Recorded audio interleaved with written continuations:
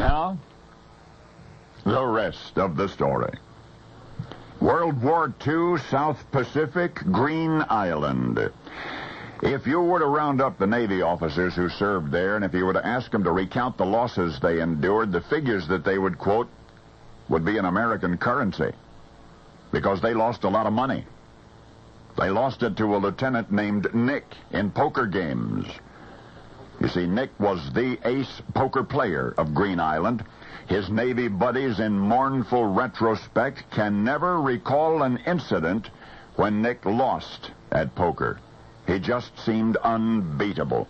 Even more remarkable, before his assignment to Green Island, he had never played poker in his life. Again, it's World War II. We're in the Pacific Theater, and the Japanese had evacuated Green Island. The Navy had taken over. Nick was a ground officer, a lieutenant, and his job was to supervise the arrival and the distribution of cargo brought by Navy transports. Despite occasional Japanese bombing raids, there was not a lot of action on Green Island unless you count those nightly poker games. The games were held in a recreation tent, bamboo furnishings, pin-up pictures to enliven its otherwise dreary interior.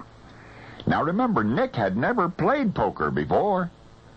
Yet such was the significance of poker to the Navy men at Green Island that Nick knew that he just had to learn how to play.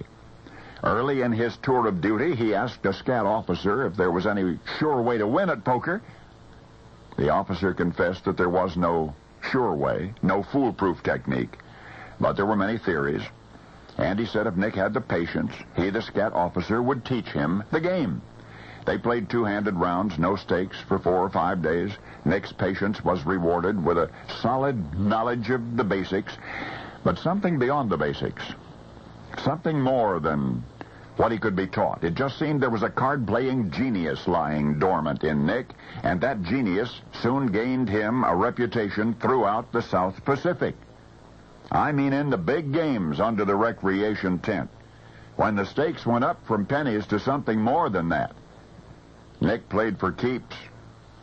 The losers credited his consistency to his unparalleled poker face. It was a splendidly non-committal expression, which remained unvaried before the best and the worst of hands. You just couldn't tell. Give you an example? He once bluffed a lieutenant commander out of $1,500 with a pair of deuces.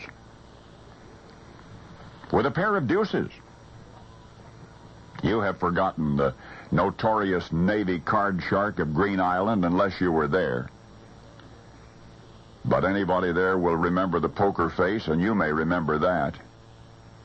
You see, Nick declined to spend his considerable wartime winnings, somewhere in the neighborhood of $3,500. Instead, he invested that money in himself and in his future. Nick, as you may have guessed, was his Navy nickname. The young lieutenant, remembered by his comrades as the unbeatable poker player, who, so far as anybody can remember, never lost a cent in a game, the poker-wise Navy officer who saved his winnings to invest in himself and in a political career. Nick was Richard Nixon. Richard Nixon. And now you know the rest of the story.